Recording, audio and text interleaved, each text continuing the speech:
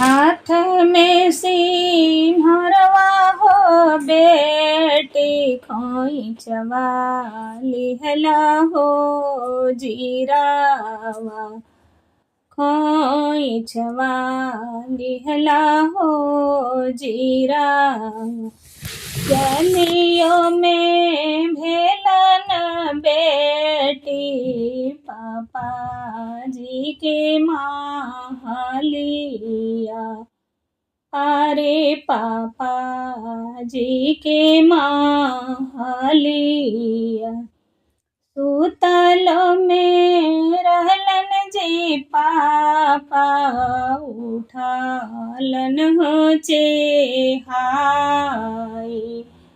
अरे उठालन हो चेहाई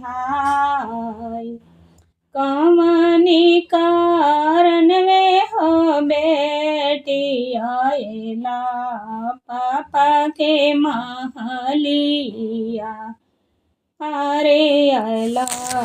पापा के महलिया नहीं हम मांगे जी पापा याना धन हो सोना यारे आना धन हो सोना एक हम मांगे जी पापा मम्मी पापा के दुलारावा यारे मम्मी पापा के दुलारावा हरदम खुश रहिया हो बेटी ससुर जी के महलिया यारे ससुर जी के महलिया हरदम तोरा मिले हो बेटी मम्मी पापा के दुलारावा यारे मम्मी पापा के दुलारावा